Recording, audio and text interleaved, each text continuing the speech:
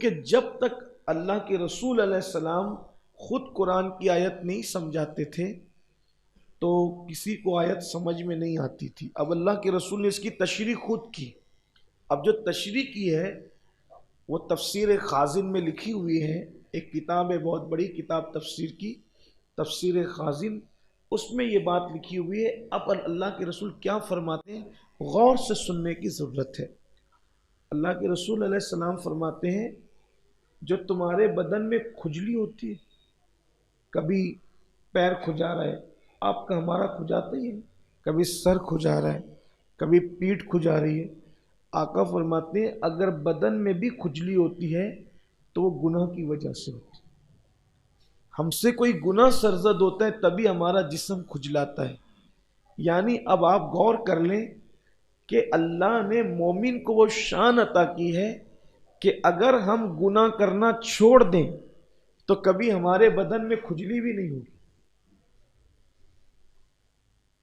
کتنی عبرت کی بات ہے یہ۔ یعنی اللہ کے بندے اس زمین کے اوپر ایسے ہیں کہ کبھی ان کا بدن نہیں کھجلاتا، وجہ وہ گناہ نہیں کرتے۔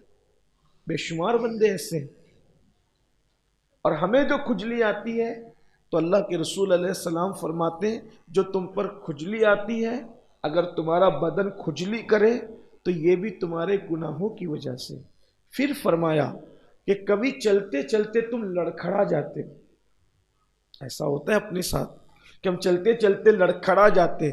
اللہ کے رسول علیہ السلام نے فرمایا یہ جو چلتے چلتے تمہارے قدم لڑکھڑاتے ہیں یا تمہارے پیر ڈگمگاتے ہیں تو وہ بھی تمہارے گناہوں کی وجہ سے۔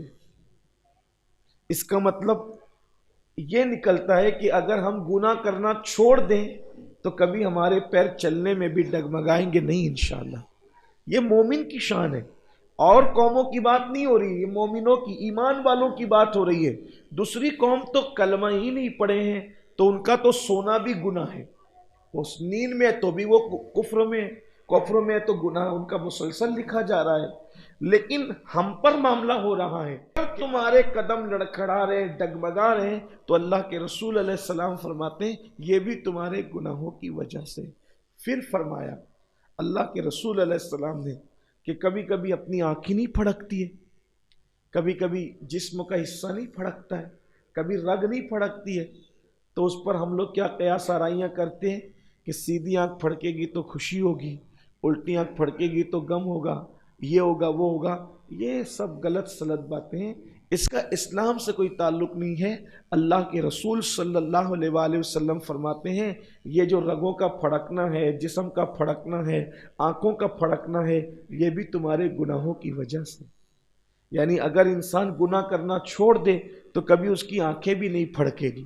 آنکھ پھڑک رہی ہے، رگ پھڑک رہی ہے، جسم کا گوشت لرز رہا ہے، ایسا ہوتا ہے نا کبھی کبھی جسم میں لرزہ سا طاری ہوتا ہے، تو گویا کہ یہ ایک زلزلہ ہے، ہمارے جسم کا ایک زلزلہ ہے۔ جیسے زمین میں زلزلے آتے ہیں ویسے گویا ہمارے جسم میں زلزلہ آ رہا ہے، اور یہ جو زلزلہ آ رہا ہے وہ بھی ہمارے گناہوں کے سبب سے آ رہا ہے، جسم کا یہ زلزلہ ہے۔ آقا فرماتے ہیں جو رگیں پھڑکتی تمہاری وہ بھی تمہارے گناہوں کی وجہ سے۔ حالانکہ جو زمین پہ زلزلہ آتا ہے وہ بھی ہمارے گناہوں کی وجہ سے ہی آتا ہے۔ اللہ تعالیٰ فرماتا ہے کہ زمین میں اور سمندروں میں جو فساد پیدا ہوتا ہے وہ بھی تمہارے گناہوں کی وجہ سے پیدا ہوتا ہے۔ تو زلزلہ آنے کی وجہ حدیث پاک میں یہ ہے، 1450 سال پہلے حضور نے بتایا زلزلہ کیوں آتا ہے۔ اللہ کے رسول علیہ السلام کے فرمان کا مفہوم ہے کہ جیسے انسان کے جسم میں نسیں ہیں ویسے زمین کے اندر بھی نسیں، اور وہ ساری نسیں ایک فرشتے کے ہاتھ میں، پوری دنیا کی زمین کی نسیں ایک فرشتے کے ہاتھ میں دے دی گئی ہے۔ جب وہاں کے لوگ زیادہ گناہ کرتے اور اللہ جلال میں آتا ہے ان پہ ناراض ہوتا ہے اور فرماتا ہے کہ اس علاقے میں زلزلہ کر، تو وہ وہاں کی نس پکڑ کے رگ پکڑ کے ہلکا سا جھٹکا دے دیتا ہے تو زمین میں زلزلہ آنے لگتا ہے۔ یہ بھی گناہوں کی وجہ سے۔ ہمارے لیے بہت سوچنے اور سمجھنے کی بات ہے کہ ہمارے جتنے مسائل ہیں ان کا تعلق ہمارے ہی اپنے عمل سے ہے۔ آگے چلیے، ابھی وہ روایت ختم نہیں ہوئی جو اللہ کے رسول اس آیت مبارکہ کے ضمن میں صحابہ کو سمجھا رہے ہیں کہ آنکھوں کا پھڑکنا، تمہارا چلتے چلتے ڈگمگا جانا، लड़खड़ा जाना, इसी तरीके से जिस्म में खुजली का आना, ये सब तुम्हारे गुनाहों की वजह से। फिर फरमाया गया कि तुम्हें ठोकर भी जो लगती है वो भी तुम्हारे गुनाहों की वजह से। यानी मोमिन को, ईमान वाले को अगर ठोकर लगे, समझना उसने कोई ना कोई गुनाह किया था तब उसको ठोकर लगी। फिर फरमाया गया सूफियाए किराम की आदत थी कि अगर उनको ठोकर लगती, आ या ऊ इस तरह की आवाज़ निकालने की बजाय फ़ौरन पहले अल्लाह की बारगाह में इस्तग़फ़ार पढ़ते थे, अल्लाह की बारगाह में तौबा करते थे, क्योंकि उनको ये पता था कि अल्लाह के हबीब सल्लल्लाहु अलैहि वसल्लम ने फरमाया कि मुसलमान को, मोमिन को ठोकर भी नहीं लगती मगर उसके अपने अमल की वजह से। तो ये बीमारियां भी हमारे आमाल का नतीजा है, हमारे रोज़ी की तंगदस्ती भी हमारे आमाल का नतीजा है। बहुत सारे लोग ये कहते हैं कि पहले सब अच्छा चलता था, अभी मसला ख़राब हो गया। तो हमें बैठकर कभी तन्हाई में गौर करना चाहिए कि हमसे कोई गलती तो नहीं हो रही है, हमसे कोई बुराई तो नहीं हो रही है, हमसे कोई जुर्म तो नहीं हो रहा है। बहुत सारी गलतियां हमारी ऐसी है कि जो हमें पता भी नहीं चलता कि हमसे गुनाह हो रहा है, और हम लाशऊरी तौर पर गुनाहों के अंदर मुब्तला होते चले जाते हैं और हम ज़वाल पजीर होते चले जाते हैं। पहले कभी हम सोचते हैं कि हमें बड़ी इज्जत मिलती थी, अब समाज में वो इज्जत न रही, घर के अंदर बहुत खुशियों का माहौल था, अब ऐसा कोई खुशियों का माहौल न रहा। ये सारी चीज़ें हमारे लिए जो है वो हमारे गुनाहों के सबब से होती है। तो बंदे को चाहिए कि हर वक्त वो अल्लाह की बारगाह में डरते हुए तौबा करता रहे, इस्तिग़फ़ार करता रहे, अल्लाह की बारगाह में गिड़गिड़ाता रहे। याद रखिए, जब हम किसी मसले में उलझते हैं तो हम मसले में उलझने के लिए फिर क्या करते हैं, हम आते हैं किसी पीर साहब के पास, किसी आलिम साहब के पास, सैयद साहब के पास, माँ बाप के पास, इसके पास उसके पास, सबसे कहते हैं कि दुआ करो ताकि हमारे मसाइल हल हो। यकीनन दुआ करवाना चाहिए, दुआ सबसे कराना चाहिए। सैयदना फारूक आज़म रदी अल्लाह ताला अन्हु तो मदीने मुनव्वरा के छोटे छोटे बच्चों से कहते थे कि मेरे लिए दुआ कर दो। दुआ सबसे कराना चाहिए, लेकिन सबसे बड़ी बात यह है कि लोगों की दुआएं हमारे हक में उसी वक्त काम करेगी जब अल्लाह हमसे राज़ी होगा। जब वो खुद ही हमसे नाराज़ है तो फिर लोगों की दुआएं हमारे हक में कैसे असर करेगी, कैसे काम करेगी। इसलिए हमें अल्लाह की बारगाह में गिड़गिड़ाना पड़ेगा, अपने आमाल की से तौबा करना पड़ेगा, गुनाहों से तौबा करना पड़ेगा। तो इसी आयत करीमा के ज़िम्न में अब फिर आगे बात आ रही है। अल्लाह के रसूल अलैहिस्सलाम फरमाते हैं, ऐ मेरे सहाबा, जैसे तुम रहोगे वैसे तुम्हारे हुक्मरां भी रहेंगे। अब बात आ गई हुक्मरानों पर, बादशाहों पर। हुजूर अलैहिस्सलाम क्या फरमा रहे हैं, जैसे तुम रहोगे वैसे तुम्हारे हुक्मरान भी रहेंगे। अगर तुम अच्छे रहे तो तुम पर हुक्मरान अच्छे होंगे, और अगर तुम बुरे रहे तो तुम पर हुक्मरान भी जालिम, बदबख्त और सख्त दिल मुसल्लत किए जाएंगे। फिर अल्लाह के हबीब अलैहिस्सलाम की हदीस आती है, मिशकात शरीफ में अल्लाह के रसूल अलैहिस्सलाम का एक फरमान नक़ल है। आक़ाए करीम रऊफ़ुर रहीम सल्लल्लाहु अलैहि वसल्लम फरमाते हैं कि अल्लाह ने फरमाया, अल्लाह फरमाता है कि मैं ही बादशाहों का बादशाह हूँ। अल्लाह खुद फरमा रहा है कि मैं ही बादशाहों का बादशाह हूँ। अल्लाह, हम तेरी तस्दीक करते हैं कि बेशक तू ही बादशाहों का बादशाह है।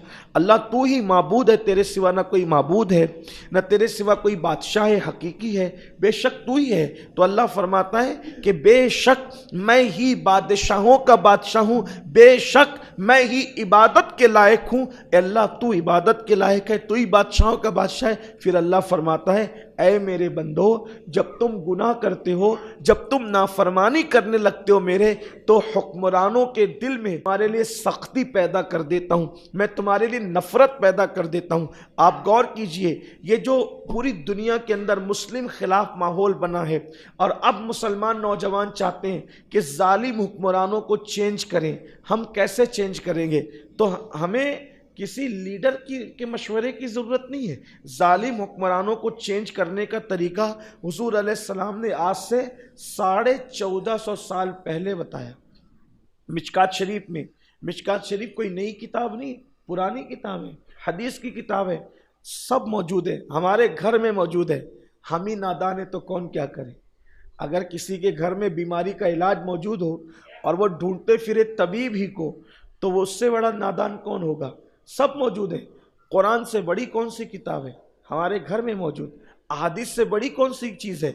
हमारे घर में मौजूद। अल्लाह के रसूल अलैहिस्सलाम कुरान और सुन्नत हमें दे दिया, بہترین کتاب کتاب اللہ ہے، بہترین ہدیہ حدیث رسول ہے۔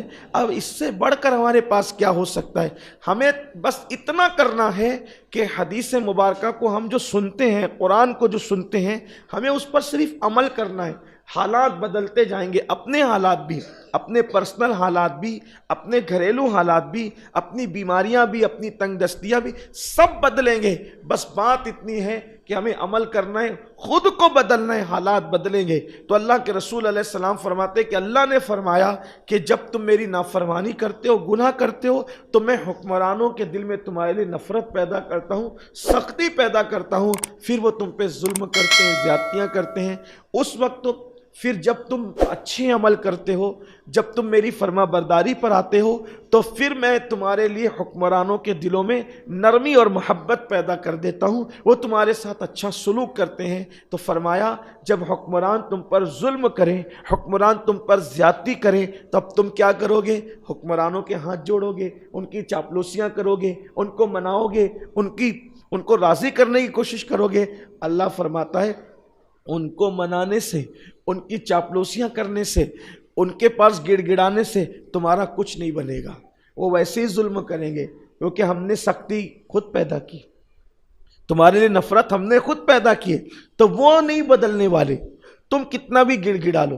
دیکھ لو آپ دیکھ لیجئے پوری دنیا میں حکمرانوں کے سامنے قوم مسلم ہاتھ جوڑ کر کے کھڑی ہے، لیکن کچھ نہیں ہو رہا ہے۔ تو اب اس کا حل کیا ہے؟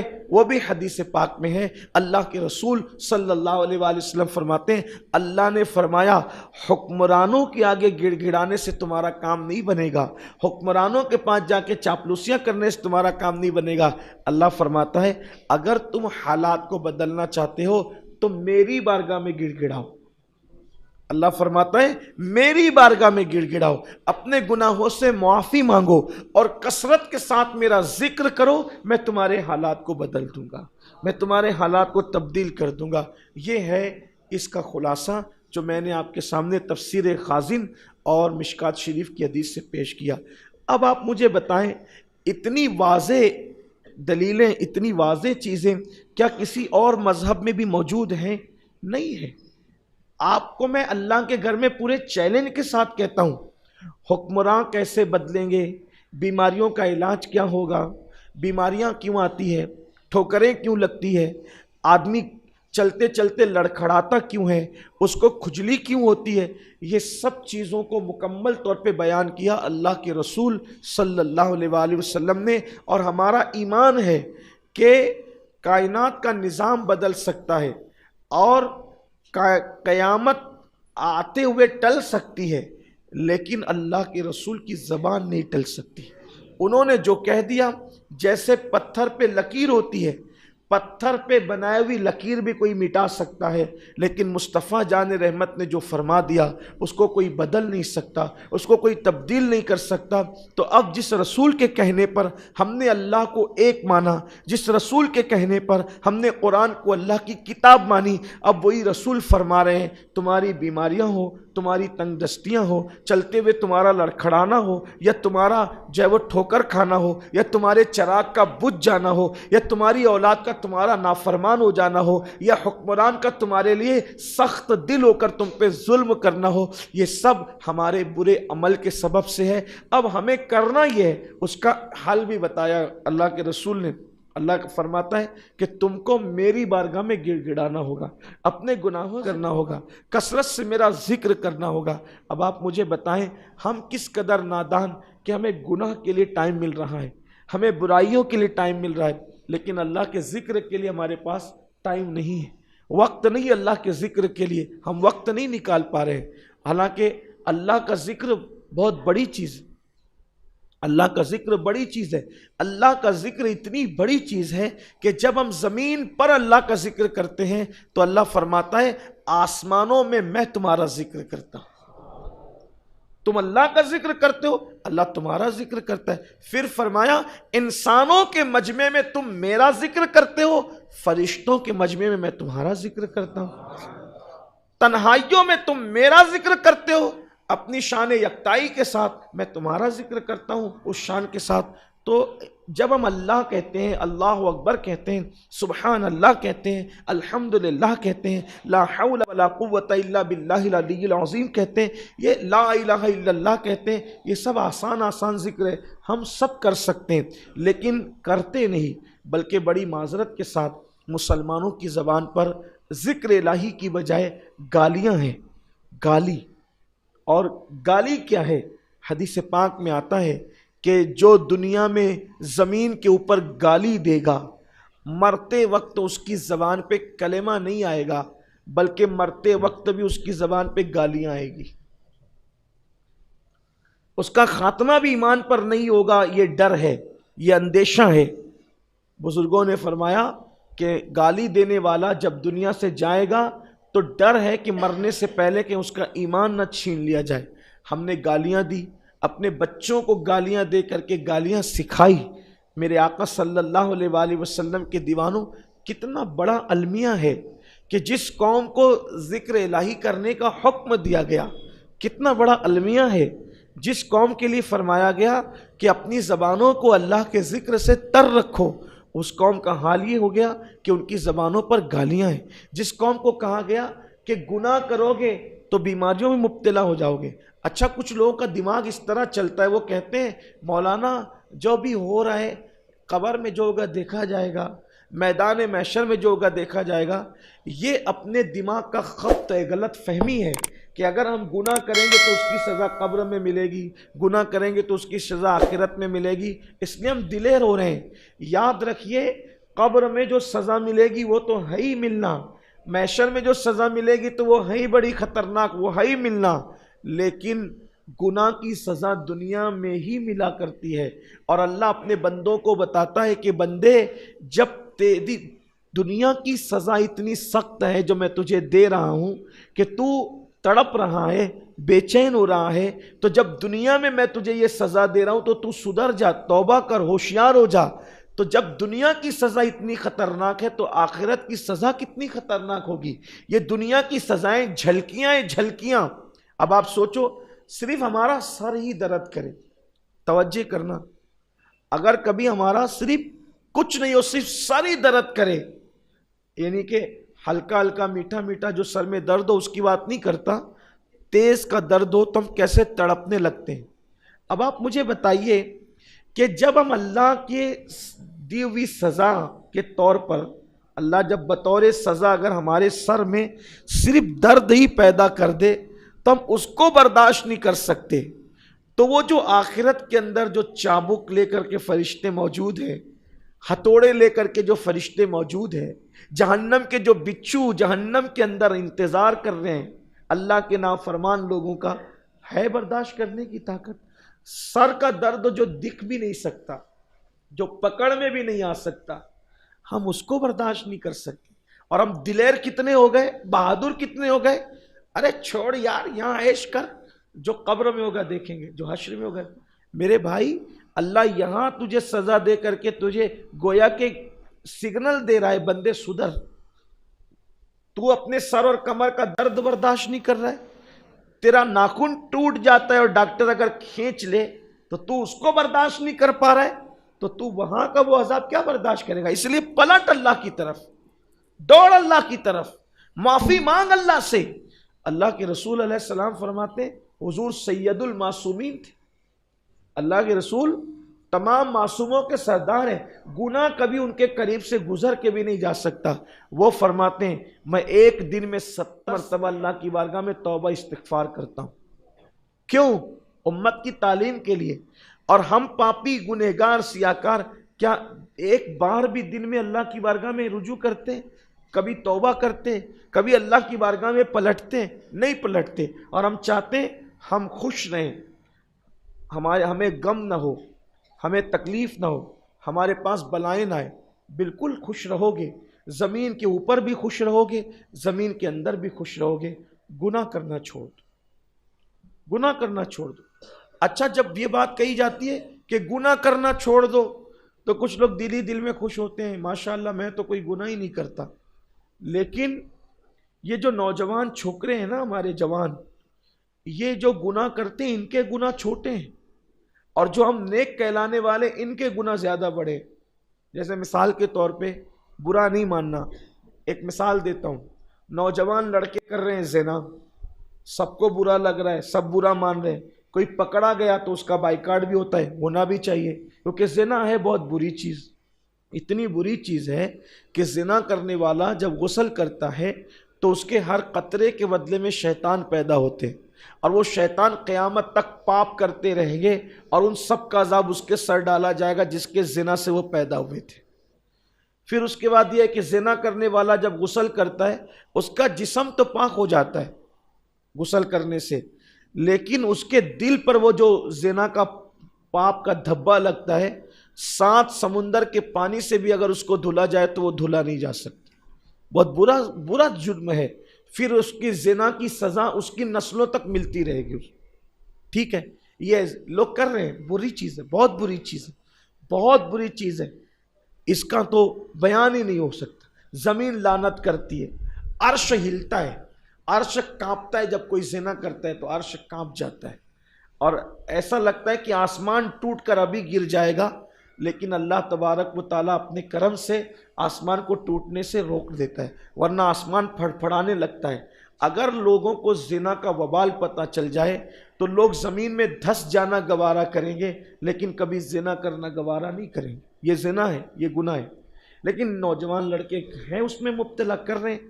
لیکن جو نیک لوگ ہیں، مذہبی لوگ ہیں، وہ اس سے بڑا گناہ کرتے ہیں، زنا سے بڑا گناہ. نوجوان لڑکے بھی وہ کرتے ہیں، لیکن نیک لوگ کرتے ہیں لیکن اس کو گناہ بھی نہیں سمجھتے. آپ کہیں گے وہ کون سا گناہ ہے؟ ابھی آپ نے بیان کیا کہ کوئی زنا کرتا ہے تو عرش کانپتا ہے، آسمان گرنے والا ہوتا ہے، زمین لعنت کرتی ہے، زمین لرزتی ہے، اور نسلوں تک اس کی سزا ہے. اب اس سے بڑا گناہ کیا ہے؟ تو اللہ کے رسول علیہ السلام فرماتے ہیں الغیبت اشد من الزنا، کہ غیبت تو زنا سے بڑا گناہ ہے. اب کتنے لوگ ہیں جو غیبت نہیں کرتے؟ داڑھی ہے، ٹوپی ہے، حاجی صاحب ہے، نمازی صاحب ہے، مؤذن صاحب ہے، امام صاحب ہے، خطیب صاحب ہے، ادیب صاحب ہے، سبھی مبتلا الا ماشاءاللہ. کیا دنیاوی طبقہ، کیا مذہبی طبقہ، غیبت میں سبھی مبتلا ہے. اور وہ غیبت کیا ہے؟ زنا سے بڑا گناہ ہے، زنا سے برا گناہ ہے. اب غیبت کا نقصان کیا ہے؟ غیبت کا نقصان یہ ہے کہ جو ہم نیکی کرتے ہیں، جس کی غیبت کرتے ہیں، اپنی نیکیاں اس کو دے دیتے ہیں اور اس کے گناہ اپنے نام عمل میں لے لیتے ہیں. اور غیبت کیا ہے؟ عورتیں کہتی ہے، مرد بھی کہتے ہیں. اب تو پہلے غیبت عورتیں زیادہ کرتی تھی، اب یہ 14 صدیاں گزر گئی تو مرد بھی غیبت کرنے لگے زیادہ تر. اللہ کیا کہتے ہیں؟ اللہ توبہ، میں غیبت کے لیے نہیں کہہ رہا ہوں. دیکھو غیبت کرنے کا کتنا خوبصورت طریقہ ایجاد کیا. اللہ توبہ، میں غیبت کے طور پہ نہیں کہہ رہا ہوں، میں تو صرف بتانے کے لیے کہہ رہا ہوں. تو پھر غیبت اور کس چڑیا کا نام ہے؟ آپ کسی کا عیب کسی کے پیٹھ پیچھے بتائیں، کسی مسلمان کا عیب اس کے پیٹھ پیچھے بتائیں، اسی کو تو غیبت کہتے ہیں. اب آپ اللہ توبہ کر کے پڑھو، کہو، یا استغفر اللہ کہہ کے کہو، یا بتانے کا بول کے کہو. بھائی اگر کوئی یہ کہے اللہ توبہ، یہ میں شربت پی رہا ہوں اور اس کے ہاتھ میں وہ شراب، تو کیا وہ شربت ہو جائے گا؟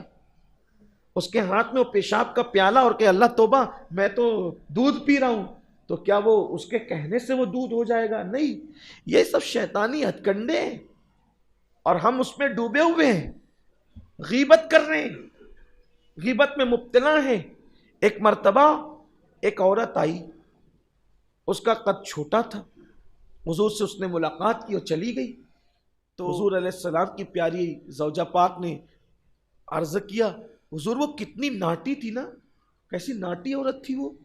اللہ کے رسول جلال میں فرمایا، اس پیاری ام المومنین کا نام لے کے فرمایا کہ اگر تمہارا یہ جملہ سمندر میں ڈال دیں تو سمندر کا پانی خراب ہو جائے، سمندر کا پانی خراب ہو جائے. عرض کی یا رسول اللہ میں نے کیا کہا؟ تو فرمایا تم نے غیبت کی، غیبت. عرض کی آقا وہ ناٹی تھی تو میں نے ناٹی کہا نا. حضور فرماتے اسی کو تو غیبت کہتے ہیں. غیبت اور کیا چیز ہے؟ جس میں کوئی برائی ہو یا عیب ہو یا کوئی ایسی بات غیبت کی تعریف یہ کوئی ایسی بات کہ آپ اس کے منہ پہ کہیں تو اس کو برا لگے، اب وہی بات اس کے پیٹھ پیچھے کہنا، کہ اگر کوئی اس کو جا کر کے بتائے کہ بھئی امین القادری نے تمہارے بارے میں یہ کہا تو اس کا دل دکھے، یہی تو غیبت ہے، پیٹھ پیچھے کسی کے بارے میں ایسی بات کرنا کہ اگر اس کے منہ پہ بولی جائے تو اس کو برا لگے، تو یہ غیبت ہے، اور یہ زنا سے بری چیز ہے۔ اگر کوئی غیبت کرے اور غیبت کرنے کے بعد توبہ بھی کر لے، توجہ کرنا، اگر کوئی غیبت کرے اور غیبت کے بعد توبہ بھی کر لے تو وہ جنت میں سب سے آخری میں داخل ہوگا۔ غیبت سے توبہ کرنے والا سب سے آخری میں داخل ہوگا۔ جو غیبت سے توبہ ہی نہ کرے تو اللہ نے جنت کے دروازوں پہ لکھ دیا ہے کہ جنت غیبت کرنے والوں کے لیے حرام کر دی گئی۔ تو اپنا یہ طریقہ بنائیے کہ پیٹھ پیچھے کسی کی برائی نہیں کرے۔ یہ تو ایک بات ہو گئی، کوئی فائدہ نہیں ہے۔ اور پہلی بات میں کہتا ہوں کہ کوئی اتنا بڑا نہیں، کچھ لوگ مجھ سے کہتے ہیں یار وہ فلاں، میں رک یار نہ بول، کہا کہ کیوں نہیں؟ میں نے کہا بھی وہ اتنا بڑا نہیں ہوا کہ اللہ کا ذکر چھوڑ کے اس کا ذکر کرے، ہے نا؟ دنیا میں کوئی بھی ہو اتنا بڑا نہیں ہوا کہ ہم اللہ چھوڑ دو۔ اگر کسی سے آپ دشمنی کر رہے ہو، چلے انسان ہے دشمنی کرتا ہے، کسی سے دشمنی کر رہے ہو تو تم چاہتے کیا ہو؟ اس کو مٹا دینا۔ کسی سے دشمنی کر رہے ہو چاہتے کیا؟ اس کو مٹا دینا۔ کسی کو مٹانے کا بہترین طریقہ ہے اس کا ذکر ہی ختم کر دو۔ جب آپ اس کا ذکر ہی نہیں کریں گے تو وہ خود بخود ختم ہو جائے گا۔ توجہ ہی مت دو اس پر، کیوں لے کر بیٹھتے ہو کسی کا ذکر؟ اس کی غیبت، اس کی غیبت، اس کی غیبت، کھاتے ہو اپنی محنت کی کمائی اور گناہ ان کے دھلتے بیٹھتے ہو۔ یہ غیبت گناہ ہے، لوگ ڈوبے ہوئے ہیں۔ کیونکہ کچھ لوگ سمجھتے ہیں یار میں تو 5 وقت کی نماز پڑھتا ہوں، پہلے صف کا نمازی ہوں، تہجد بھی پڑھتا ہوں، اشراق بھی پڑھتا ہوں، چاشنی پڑھتا ہوں، ماشاءاللہ آج کی تقریر تو میرے متعلق نہیں ہے، کیونکہ جو گناہ کرتے ہیں وہ جانے، میں تو کرتا ہی نہیں ہوں۔ میرے بھائی ہم بھی مذہبی لوگ بھی اس بلا میں گرفتار ہیں، اس بلا میں مذہبی لوگ بھی گرفتار ہیں، بلکہ استغفر اللہ، الیاذ باللہ، زمین کے اوپر تو زمین کے اوپر، گھروں میں تو گھروں میں، ہوٹلوں میں تو ہوٹلوں میں۔ اب تو مسجد بھی محفوظ نہیں رہی غیبت سے، اب تو لوگ مسجدوں میں بیٹھ کے بھی غیبت کرتے ہیں۔ غیبت مت کرو، کسی مسلمان کے پیٹھ پیچھے اس کی برائی نہ کہو۔ ہاں اگر اس میں کوئی مذہبی نقص ہے، کوئی مذہبی خرابی ہے تو اس کے فتنے سے اس آگاہ کرنے کے لیے لوگوں کو اس کے بارے میں بتانا، یہ غیبت نہیں بلکہ یہ دینی ذمہ داری ہے، اس کو غیبت میں شمار نہیں کیا جاتا۔ غیبت وہ ہے کہ اس کی ذاتی برائی ایمان والے کی اس کے پیٹھ کے پیچھے بیان کرنا کہ اس کو پتہ چلے تو اس کا دل دکھے۔ اچھا اب یہ تو ہو گئی غیبت۔ اب کچھ لوگ تو اتنے بہادر ہیں نا، کہتے ہیں میں تو پیٹھ کے پیچھے نہیں بولتا، میں تو منہ پہ بولتا ہوں۔ یہ اور بڑا گناہ ہے، یہ اور بڑا، اسی میں اپنی بات ختم کرتا ہوں۔ یہ ہے اور بڑا گناہ۔ کیوں؟